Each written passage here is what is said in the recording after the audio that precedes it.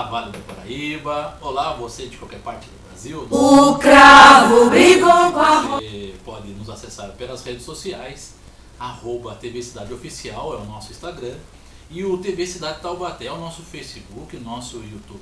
E o nosso e-mail também, tvcidadetaubaté@gmail.com, onde você pode mandar o release, né, o seu histórico, aí o seu convite, para a gente poder fazer um bate-papo aqui no nosso programa das 6, ou também as reportagens, né, da nossa equipe, coordenada pela nossa querida Claudinha Mello. Né? Daqui a pouquinho o pessoal está saindo para ir para a Flit. Já vou passar para vocês aí a programação desse fim de semana. Bom, mas antes é bom a gente pontuar que dia é hoje, né? Hoje é sexta-feira, muita gente está feliz por isso, né? Está chegando o fim de semana, mais um. Dia 20 de setembro de 2019. E olha, ontem estava adiantado, né? Ontem eu disse que dia 19, que era o dia do baterista, o dia do funcionário municipal do Gaúcho. Não é, gente. É o dia 20 de setembro que se comemora essas datas, né? Então, meus parabéns aos nossos queridos amigos bateristas, funcionários municipais e também aí a comunidade gaúcha aqui de Taubaté e da nossa região. Um abraço ao nosso querido Irineu Manfroni. Estamos esperando você vir fazer o programa Hora da Cuia aqui na TV Cidade, hein? Tá, muito sucesso aí na Rádio Liberdade. Um abraço para você também da Rádio Liberdade. Hoje também é o dia de uma profissão importantíssima, né? Especialmente para o nosso meio ambiente e que muitas vezes acaba ficando no invisível, né? Por conta de uma série de situações. Entre elas, o dia do nosso amigo coletor de lixo, né? Que acaba monitorando e organizando toda a nossa cidade para colapso, né? E graças a ele é que a nossa natureza sofre um pouco menos de agressão, né? De tantas e tantas outras formas que ela acaba sentindo, mas o coletor de lixo tem um papel importantíssimo dentro da sociedade, né? Não é valorizado, né, como deveria, muitas vezes fica escondido aos nossos olhos, né? Porque a gente precisa também mudar o nosso olhar. Parabéns aos nossos amigos coletores de lixo. Já recebemos aqui, inclusive, o pessoal, né, da Eco. Tem um menininho aqui, eu estou esquecendo o nome dele, que espera os coletores de lixo aqui na cidade de Taubaté para poder dar água, para poder dar alimentação, para poder dar um abraço, né? Então é muito legal isso. E a vocês, mandar um abraço aí para o nosso amigo coletor Tigrão, né? Então, através do coletor Tigrão, a gente parabeniza todos os outros coletores. Os nossos recadinhos, daqui a um pouquinho lá no Espaço Selvagem do nosso querido amigo Nicodemo Sena, né, escritor, um grande articulador cultural. O Jefinho tá mandando um abraço lá pro Rafael também, né? Rafael, o nome do menino, isso, que abraça os coletores de lixo. Tá vendo? A memória nossa aqui é rápida, né? Mas daqui a pouquinho lá no Espaço Selvagem do nosso querido Nicodemo Sena, 18h30, né? Então eu vou sair daqui e vou para lá.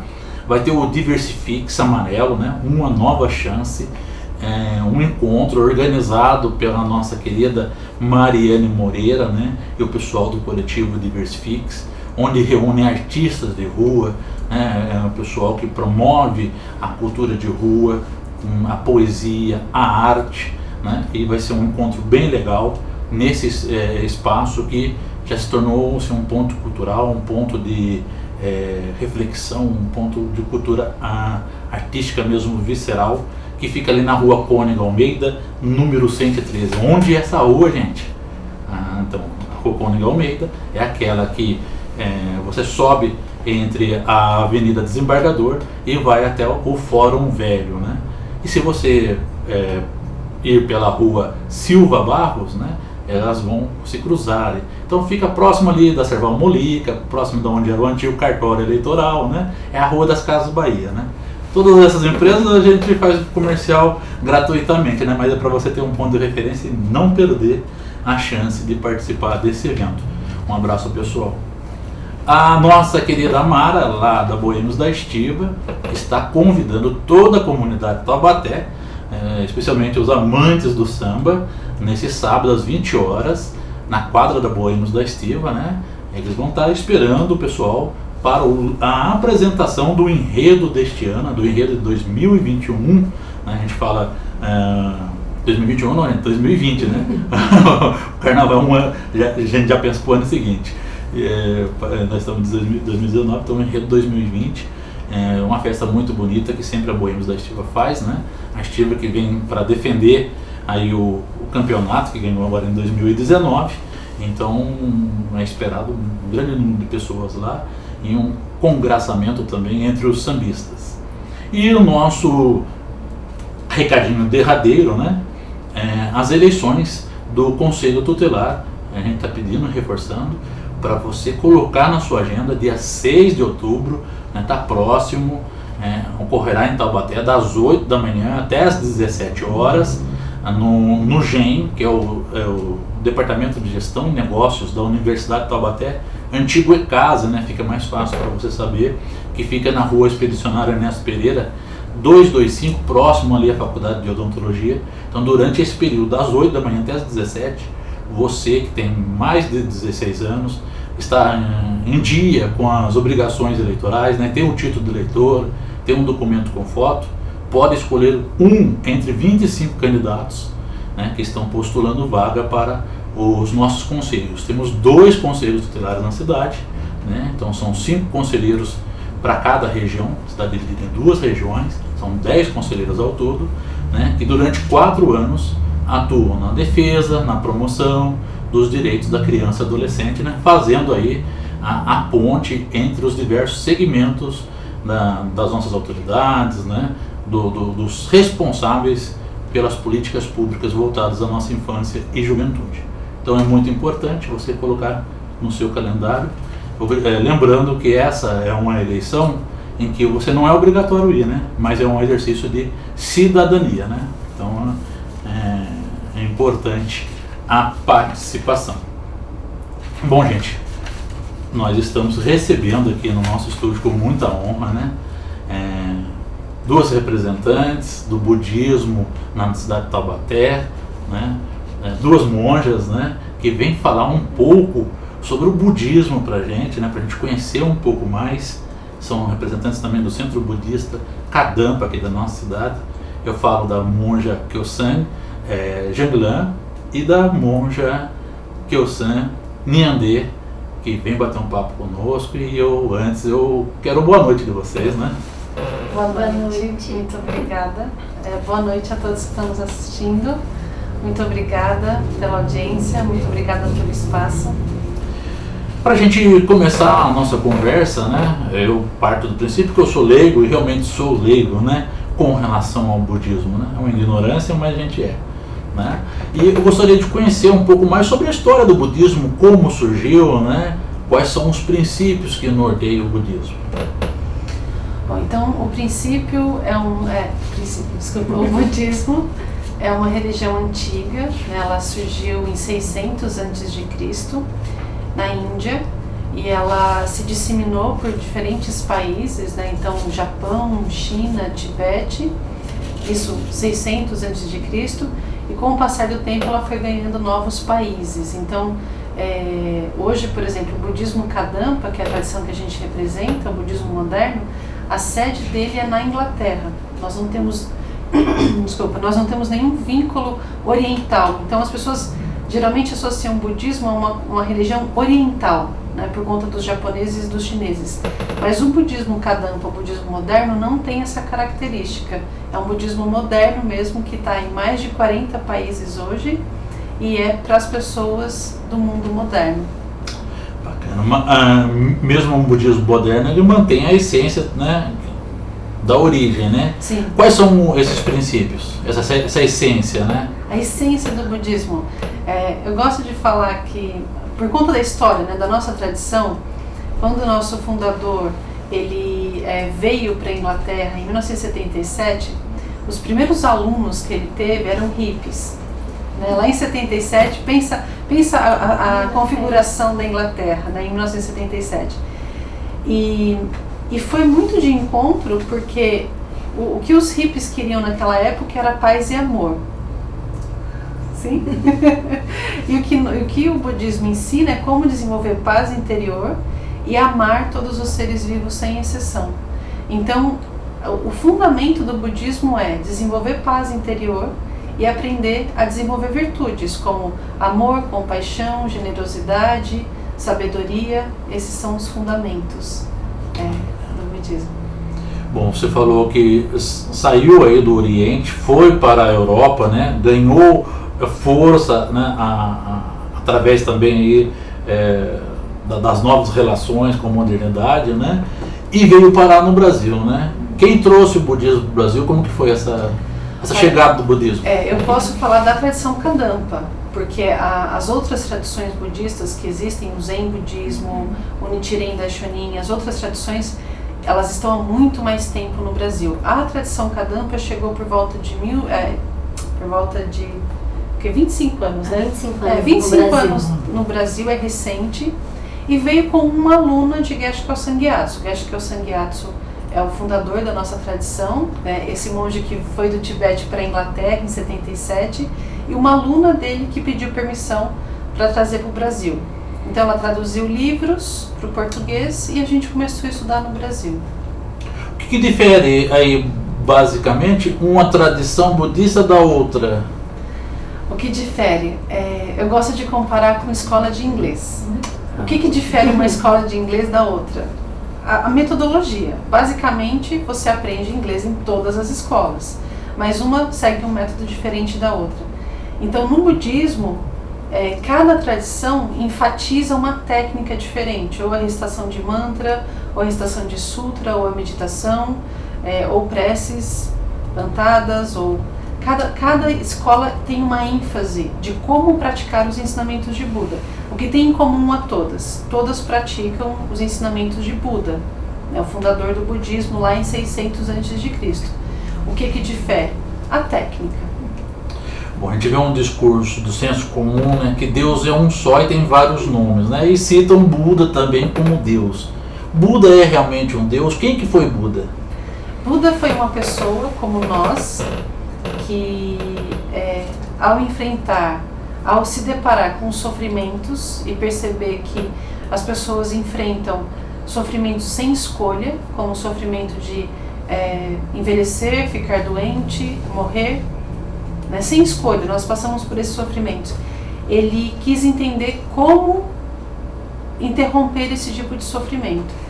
Então ele começou a treinar a mente dele, ele começou a meditar até ele realizar a própria mente dele, e com isso ele entendeu como as coisas realmente são. Ele entendeu que o nosso sofrimento vem de uma ignorância. Por nós não entendermos como as coisas realmente existem, nós sofremos. Então, se nós removermos essa ignorância da nossa mente e desenvolvermos uma sabedoria, nós vamos entender como as coisas realmente são e vamos parar de sofrer.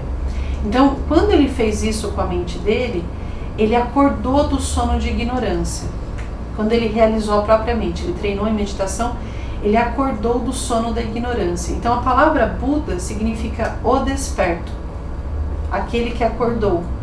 Então, ele era uma pessoa como a gente, que sofria de ignorância, a mente dele se libertou da ignorância e ele se tornou um desperto.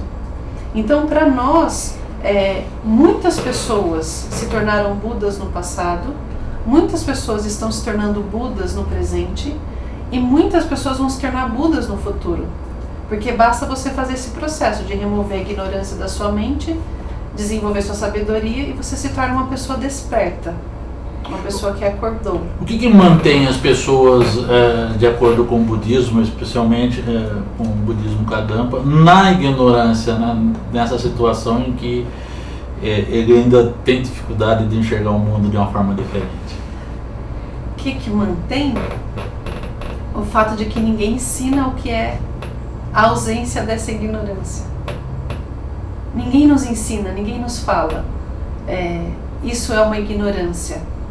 Né? Pense dessa maneira é uma sabedoria.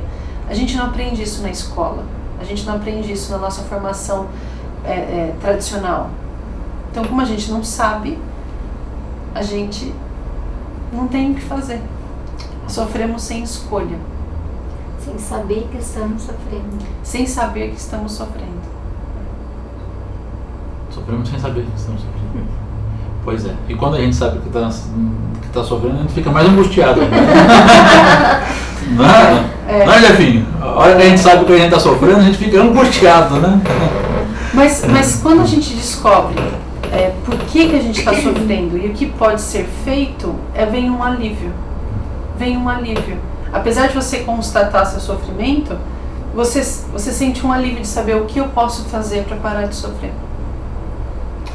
Diante disso, diante dessa descoberta de Buda, né? Ele deixou alguma doutrina a se seguir, deixou algumas regras a se seguir para poder também as pessoas se despertarem? Sim, ele deixou 84 mil ensinamentos. 84 mil? Então ele não dormia. Não, depois que você se desperta, que a mente desperta do sono da ignorância, você não precisa mais dormir. Olha isso. Ele viveu por 40 anos. Né? Depois que ele se tornou um Buda, ele ainda viveu por mais 40 anos, dando ensinamentos, peregrinando pela Índia. E nisso completou 84 mil ensinamentos. E aí esses 84 mil ensinamentos estão em diferentes classificações, né, para diferentes inclinações. Então cada pessoa, por exemplo, quando a gente encontra o budismo, a gente não consegue praticar os 84 mil ensinamentos de uma vez. Isso é impossível. E por conta da nossa inclinação, do que nós desejamos, do que nós almejamos, alguns ensinamentos são mais apropriados que outros. Então, e nisso vai se criando as regras, né? Assim, regras do que fazer. Por exemplo, um budista não mata. Nós temos uma regra de não matar nem insetos. Nem insetos. Então, porque geralmente fala assim, não matar, mas eu não mato nenhum ser humano. Nós não matamos nenhum ser vivo, nem os insetos. Então a gente tem que aprender a conviver com os insetos que também coabitam na nossa casa, né? A gente tem que aprender a uma vida realmente de não matar, não matar. Bom, segundo a tradição judaico-cristã, já tem, né, também aí quando Deus deixou os 10 mandamentos, está lá, não matarás, né? Ele não colocou vírgula, né? Mas nem todo mundo pensa. Quem sabe que não era isso, né? Tem um ponto final. Olha só, gente. Eu queria saber como que vocês foram chamadas, né? Como vocês não nasceram dentro da tradição budista, né? Kadampa, né? Não. Vocês eram de quais religiões antes? Eu vou deixar a Lili começar, para ela falar um pouco. Amiga, vontade. Bom, a minha família é católica, né? Como a maioria das famílias brasileiras taubatianas, né? E aí eu fui por um bom tempo, participei das atividades, fiz catequese, eu adorava, era incrível, todos eram muito bondosos. Mas chegou um momento que parecia que não casava, a matemática não fechava. E por não ter mais essa identificação, eu fui me afastando, pouco a pouco, até que chegou um momento que falou assim, você tem alguma religião? Sim, eu sou católica, não praticante, né? E chegou um momento da minha vida que eu estava muito estressada. Eu estava trabalhando com uma demanda bem delicada, aí eu comecei a adoecer fisicamente e também mentalmente e sentia muita raiva. E os meus amigos falaram para mim, vai meditar, você está precisando. Eu falei, eu acho que eu vou meditar. Então eu encontrei o centro budista, né? Um amigo meu me indicou, falou assim, olha, tem um centro budista próximo à reitoria, porque nós ficávamos antes ali na 4 de março. Então, quando eu estava viajando, quando ele me indicou esse lugar, quando a gente chegou em Taubaté, eu fui procurar, encontrei, ia ter uma aula naquele mesmo dia e falei, vou lá ver qual é. E eu fui, adorei os ensinamentos, assim, realmente gerei uma identificação com tudo que estava sendo dito. Retornei depois de alguns 6 meses, né? Tipo, mantive o desejo de ir, mas não fui. Depois de uns 6 meses eu fui de novo. E aí naquela virada de ano que a gente se determina a fazer alguma coisa, eu me determinei, eu vou meditar. E comecei a ir toda semana em uma aula que tinha todas as quartas-feiras que falava sobre meditação e budismo moderno. Os ensinamentos começaram a fazer sentido, porque antes ainda não era a professora Jolan, era um outro professor, e ele falava, não acredite no que eu estou dizendo, porque sou eu que estou dizendo. não acredita no que está no livro, porque foi Buda que disse. Testa, coloca a prova. Eu gostei disso. Para eu mesmo tentar fazer, e eu fui tentando fazer, eu percebi que a minha raiva começou a diminuir. Eu comecei a colocar aqueles ensinamentos em prática, a apreciar os outros seres vivos. E então eu comecei a me sentir melhor. Eu falei, nossa, eu acho que eu quero ser budista. Então eu cheguei para uns amigos, falei, lá do centro budista, falei, eu quero ser budista. E então comecei a fazer mais práticas espirituais, algumas preces. E a hora que eu vi, eu já estava morando lá. Já estava? Desde dessa promessa de virada de ano, né? Você é a prova de que promessa de virada de ano não dá certo, né? Muita gente fala que não dá, né? Então, mas desde essa promessa até o momento que você foi morar dentro do centro budista, quanto tempo? 1 ano. Em 1 ano. Rápido, essa rápido. 1 ano. Foi rápido. Esse é um prazo considerável para quem passa pelo processo ou não? Depende, né? Cada um tem o seu processinho. É muito particular. Assim, a minha primeira professora, ela ficou 10 anos no processo. Assim, para você se tornar budista, você não precisa ser monge ou monja. Você pode simplesmente fazer as práticas budistas, você é um budista. Mas para se tornar monge, aí é um processo interior, que depende de cada um. Que nem minha primeira professora, ela demorou 10 anos para ela trabalhar tudo o que ela precisava internamente, até ela falar, ok, eu estou pronta, eu posso colocar, né, as vestes de uma pessoa ordenada e viver como uma pessoa ordenada. O meu processo demorou 3 anos, e o processo dela demorou 1 ano. Então, depende de cada pessoa. Depende de cada pessoa. Você também era católica ou vinha de outra religião? Não, eu não vim de nenhuma religião. É engraçado isso, né? Mas a minha mãe, ela teve um trauma com religião quando ela tinha uns 17 anos, 18 anos, e ela ficou com uma aversão muito grande a religiões, de uma maneira geral. Então, quando eu nasci, ela se determinou a não me levar a nenhuma religião, e quando eu crescesse, eu poderia escolher a religião que eu queria. Então, eu tive, né, assim, a infância inteira. Eu não fiz crisma, eu não fiz catequese como ela fez, eu não fiz nada desse processo.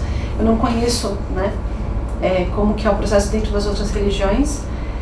E tive uma passagem pelo espiritismo na adolescência. Com 12 anos eu conheci o espiritismo, que eu estudei sobre a lei do karma, vidas passadas, vidas futuras. Isso me agradou muito, né? Só que tinha algumas coisas também que eu não concordava, como ela disse, né? Para de fazer sentido. E aí eu saí da religião espírita com uns 18 anos e fiquei sem nenhuma religião. Aliás, eu abracei a ciência, eu fui para a ciência, fui para a pesquisa, para física, para psicologia, né, bem cética, até os 29.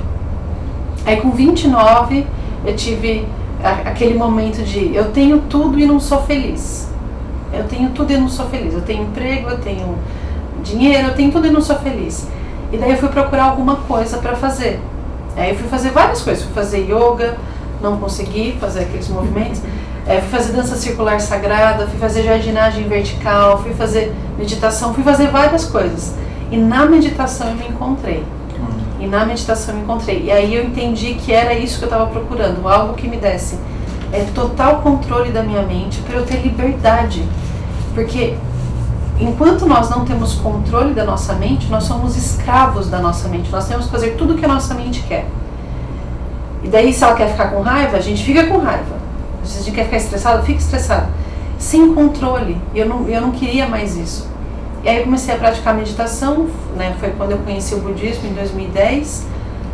Também fiz esse movimento de namoricar o budismo. Só em 2011 que eu falei, eu vou ser budista, tomei a determinação. E aí, em 2012, mudei para um centro budista. 2015, me tornei monja. Então, foi esse. Em 2016, eu fui nomeada professora de Taubaté.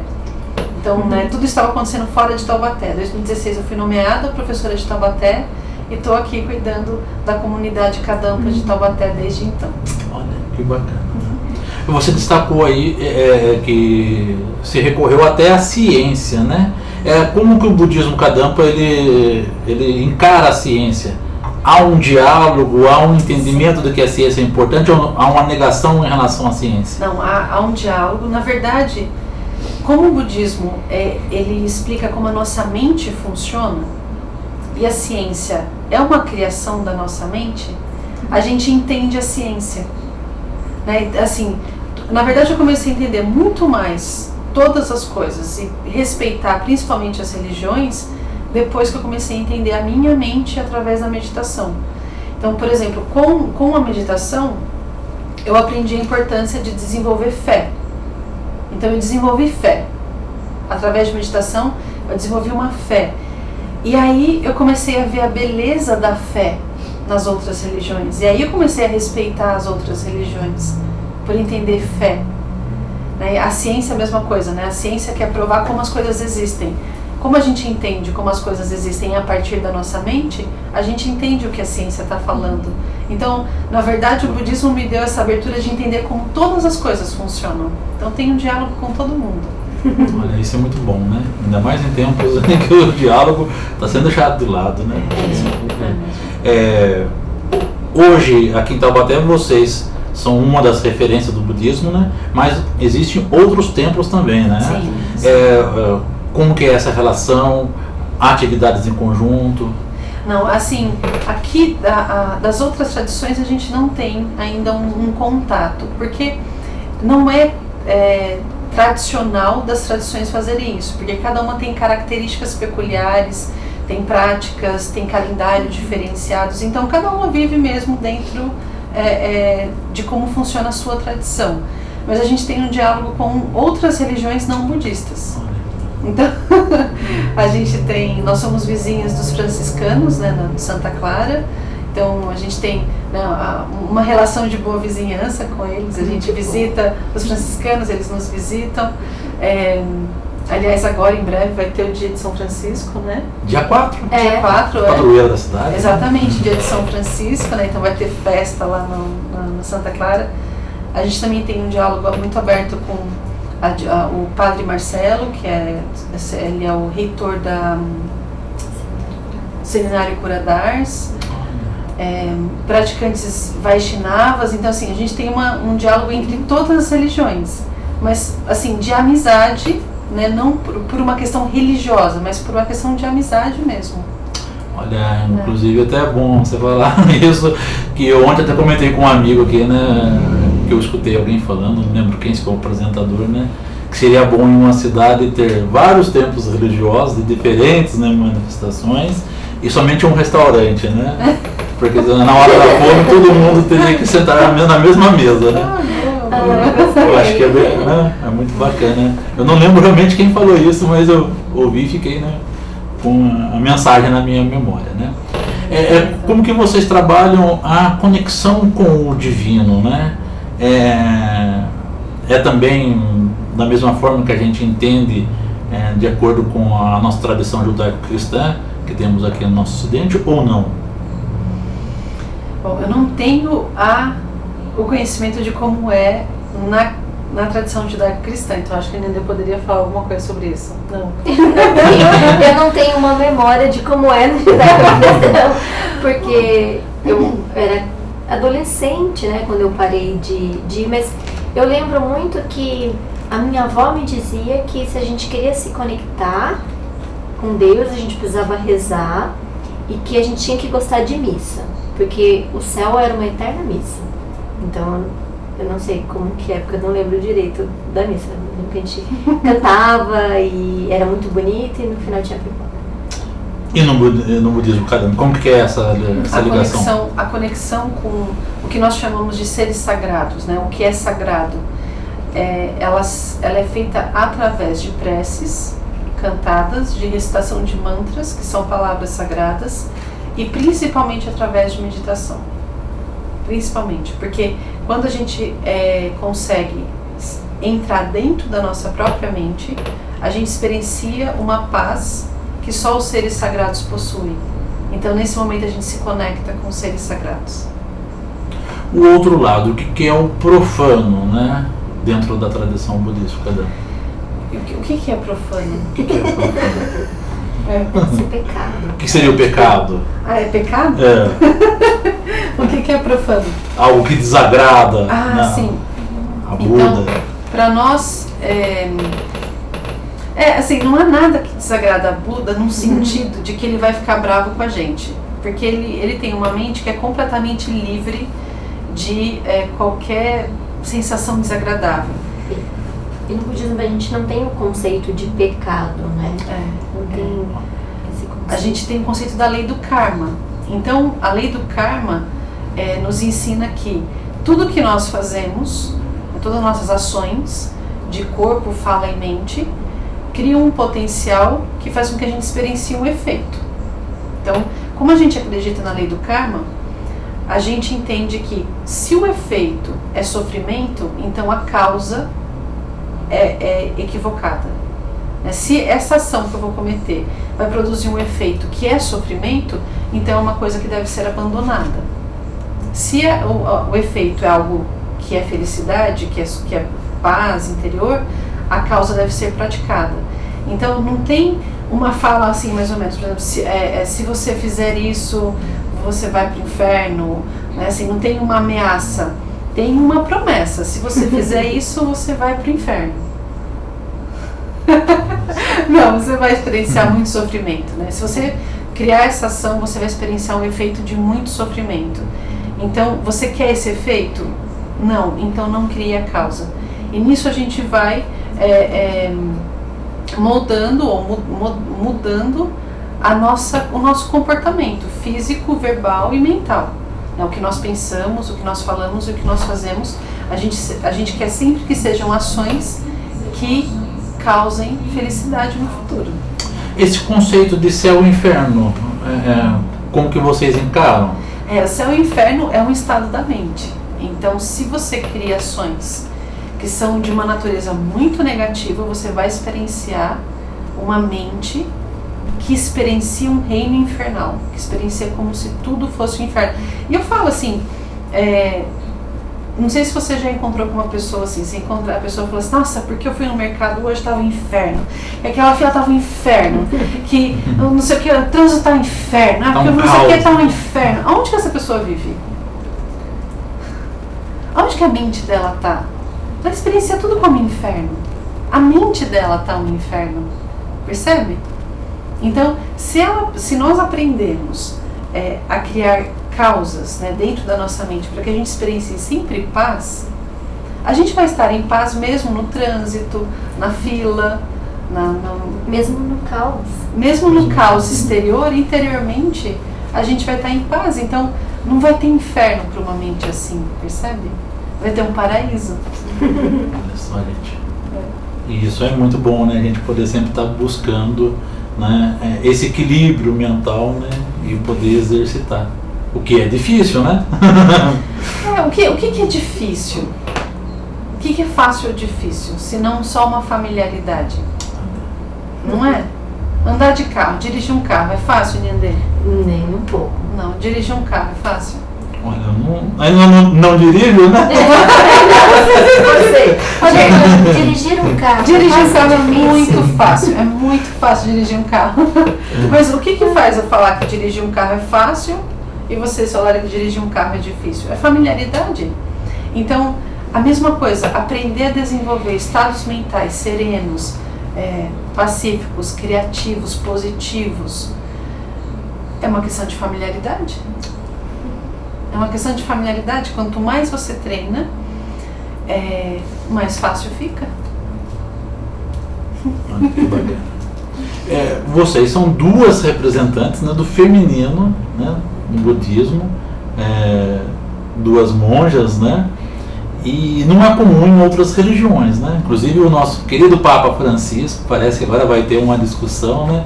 E que, enfim, parece que a Igreja Católica está pensando, né, em ter a mulher como celebrante, né? Olha, já não era sem tempo, né? Quantos anos a Igreja Católica precisa de protagonismo, né? como que é o papel da mulher dentro do budismo? É de protagonismo mesmo, conforme eu estou enxergando aqui? Na nossa tradição, sim. A nossa tradição, por ser um budismo moderno, né, um budismo adaptado às necessidades do mundo moderno, existe uma democracia, onde é igual, né? E não só entre monges e monjas, mas entre pessoas que nós chamamos de leigas, né? Quem não é monge ou monja é um leigo ou uma leiga. Então, por exemplo, a função de professora residente, que é a função que eu tenho, que é ser responsável espiritual por uma comunidade local, não precisa ser necessariamente uma monja, né? E, por exemplo, em Minas Gerais, quem faz isso é uma professora há muitos anos, e ela é leiga. Em Santos também, uma professora que é leiga, um professor. Em Salvador é uma professora que é leiga. Então, há uma democracia, inclusive, por exemplo, dentro das salas de meditação, onde nós aprendemos a meditar, podemos sentar todos juntos, homens e mulheres, monges e monjas. O que em outras tradições mais tradicionalistas isso não pode. Tradição tradicionalista, mas são tradições que, né, tentam reproduzir o que acontecia 300, 500 anos atrás, onde homens e mulheres não podiam sentar juntos, onde monjas não poderiam dar aula.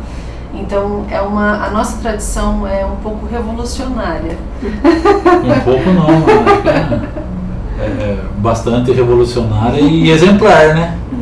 E exemplar, pelo menos eu posso dizer isso, né? Como que vocês encaram a questão da intolerância religiosa, né? Hoje, infelizmente, vi, né, que em uma cidade aqui do nosso país, uma mulher parou o carro, pegou a marreta e arrebentou uma estátua de Iemanjá, né? Se eu não me engano foi em Santos, né?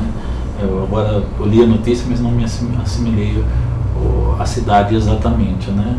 E estamos vendo vários templos, especialmente de religiões de matriz africana, sendo destruídos, né, no Rio de Janeiro, aqui na nossa região também, né? Como que vocês encaram essa questão da intolerância religiosa? Tem sofrido preconceito em relação a isso também? Como que tem sido? Olha, o budismo ele é neutro, né? O budismo ainda não chegou a ser atacado. Ele ainda não... A gente está... Eu não sei se é por conhecimento também, por ser pouco, né? Pouco conhecido, ter pouca representatividade. A gente ainda não sofreu nenhum ataque dessa maneira. Mas o ponto, a intolerância religiosa, né? As pessoas acreditam que o oposto seria a tolerância religiosa, né? E a gente gosta de falar que a gente não pratica a tolerância religiosa, a gente pratica o respeito por todos os seres, porque até a ideia de tolerância coloca assim, olha, eu tô certa, você tá errado, mas eu te tolero. Então a tolerância ainda dá uma separação, sendo que não, assim, nós somos todos iguais, todos nós queremos ser felizes e parar de sofrer, só que cada um encontrou um método diferente. Então, dentre esses diferentes métodos, basta haver respeito, amor e compaixão que vai funcionar para todo mundo. Só que daí a gente tem que realmente, né, praticar respeito, amor e compaixão. Olha, me fez até lembrar aqui a gente numa viagem no ônibus, né? Onde as pessoas praticam a tolerância, mas não o respeito, muitas vezes, né? Eu tolero a pessoa de outro time tá dentro, de outra etnia tá dentro do ônibus, mas às vezes não levanta para dar lugar para a pessoa, né? Exatamente. Sabendo que ela, por vezes, precisa mais do que a gente ter o lugar. Assim fazem com os nossos idosos, por exemplo, né? Então, é pra gente pensar, olha, sim. Provocativo isso. Porque quando a gente fala em budismo, a gente, pelo menos na minha cabeça, vem uma forte relação com a natureza. É uma religião naturalista? Eu acho que por conta do conceito do respeito, né, e da concepção mesmo da lei do karma, pode ser que por conta que a gente vai aprender a respeitar os outros seres vivos, logo os outros animais. O conceito da lei do karma, que se eu agredir, por exemplo, o meio ambiente, quem vai sofrer as consequências disso sou eu mesmo no futuro. Então, talvez a ligação possa vir disso, mas a gente, por exemplo, não tem um trabalho específico sobre isso, né? Ou uma regra, por uma exemplo. regra. Né? Então, claro que dentro do centro budista, dentro da comunidade, e nós como monges, nós temos alguns votos e compromissos. Então, nós não podemos beber, fumar, dentro do centro budista não pode ingerir carne, mas uma pessoa ela pode ser budista, ela pode estudar o budismo, praticar meditação e fora do centro budista beber a cervejinha dela, fazer o que ela quiser, a vida dela, o churrasquinho dela, fumar o cigarro dela, como uma pessoa leiga, né? Um monge não pode fazer isso. Mas eu acredito que sim, a questão de como nós entendemos, né, a relação causa e efeito faz com que a gente tenha uma relação mais respeitosa com tudo, inclusive a natureza, né? E há algumas tradições budistas que se isolam da sociedade e vão, né, para florestas, para montanhas, mas são outras tradições. A nossa tradição é uma tradição que se insere nas cidades, né, se insere onde tem gente, para as pessoas aprenderem a ter paz interior e ser feliz na cidade. Olha que bacana, né? Gente, nós estamos conversando, né, e entendendo um pouco mais sobre o budismo Kadampa, né, com duas representantes aqui, as monjas Kelsang Janglan e Kelsang Nyande, que estão trazendo, né, mais informações para nós aqui do programa das 6, né, e dando essa possibilidade também da gente conhecer esse universo, né, acho que é muito bacana. Vocês falaram que tem 25 anos em Taubaté já?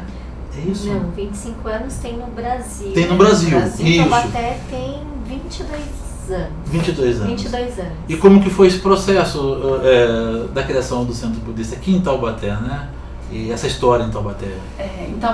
Aqui em Taubaté foi uma pessoa residente de Taubaté que encontrou o budismo em São Paulo, começou a estudar em São Paulo e gerou o desejo, eu quero levar para a minha cidade. É assim que funciona basicamente, né? Assim como aquela aluna lá lá atrás, né? 25 anos atrás, vamos fazer a conta, pediu permissão lá na Inglaterra para ter o budismo no Brasil, uma vez que foi instituído em São Paulo, capital, começou dessa maneira, os alunos falaram, eu posso levar para a minha cidade, eu posso levar para a minha cidade?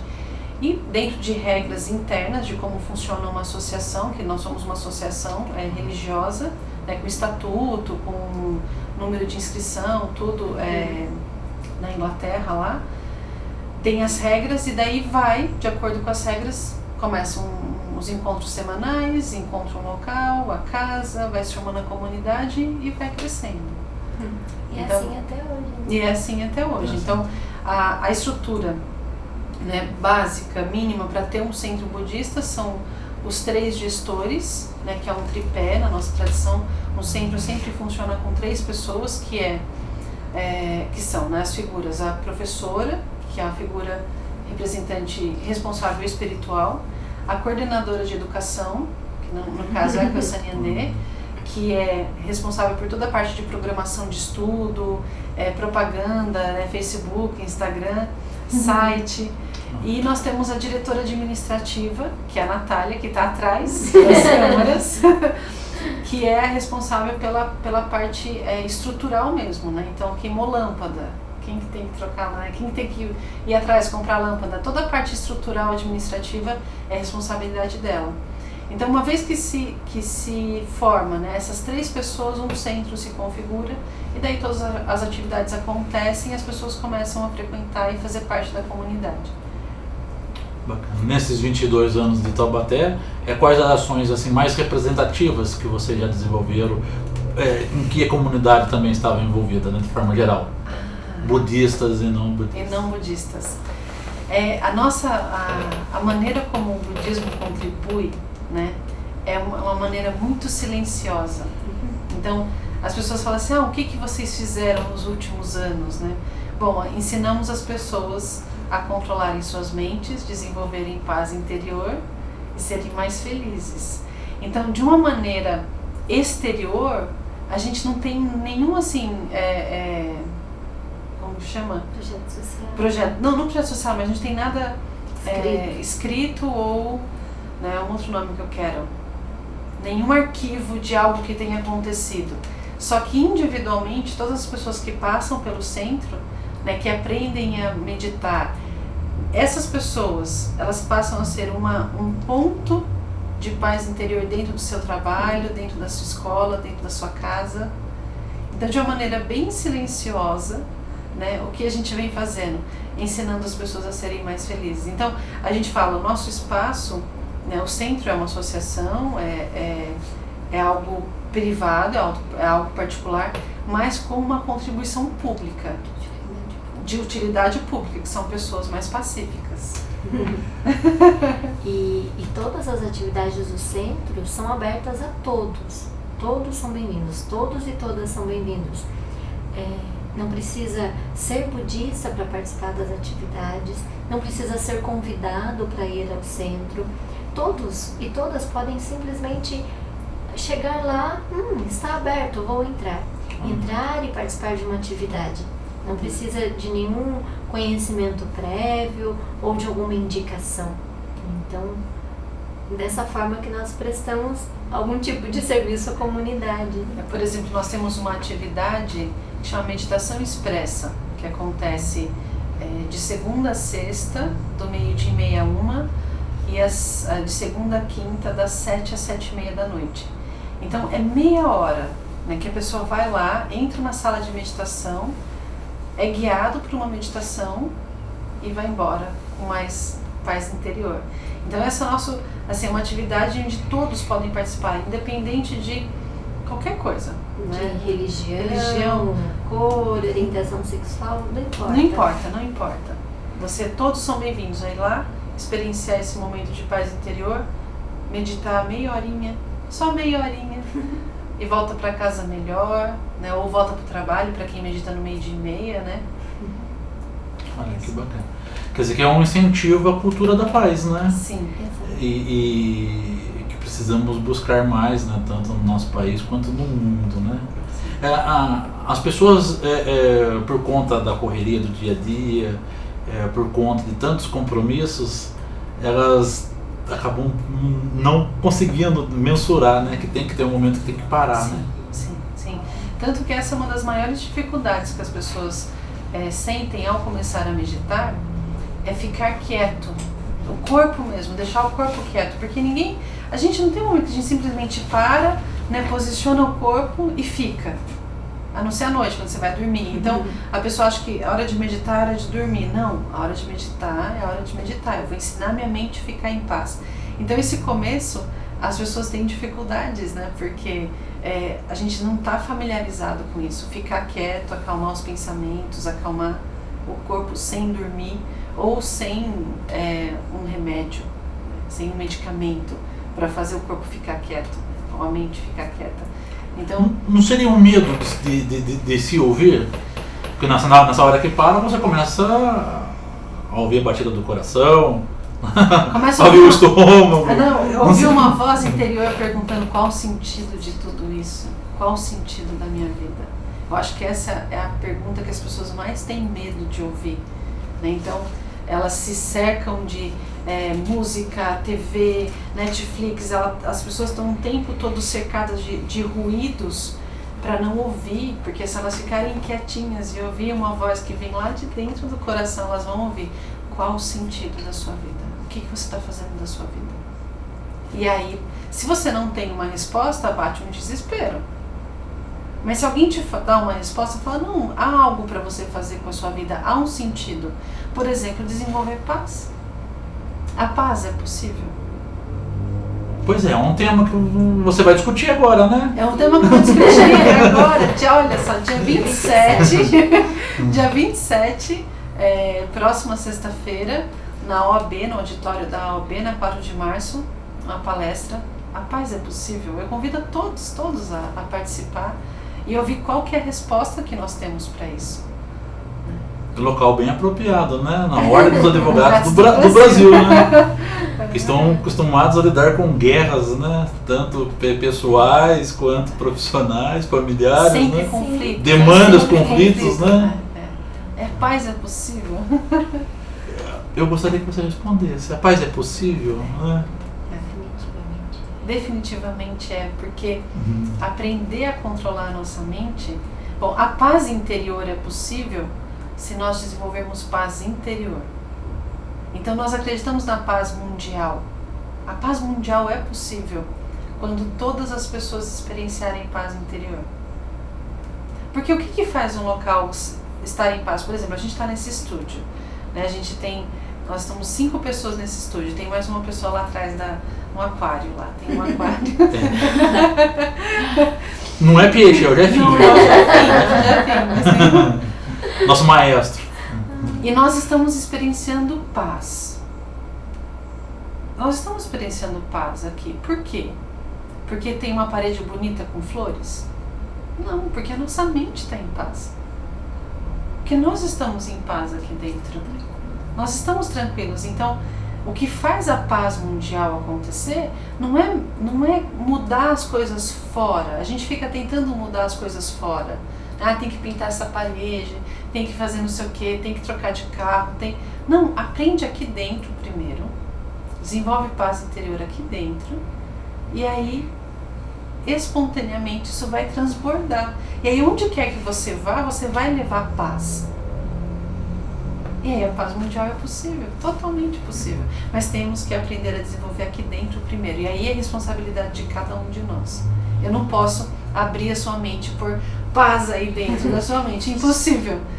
Mas eu posso te ensinar como fazer isso. Se você quiser aprender, eu posso te ensinar. E daí você aprende e você fala, e como você aprende, você pode ensinar alguém a fazer a mesma coisa.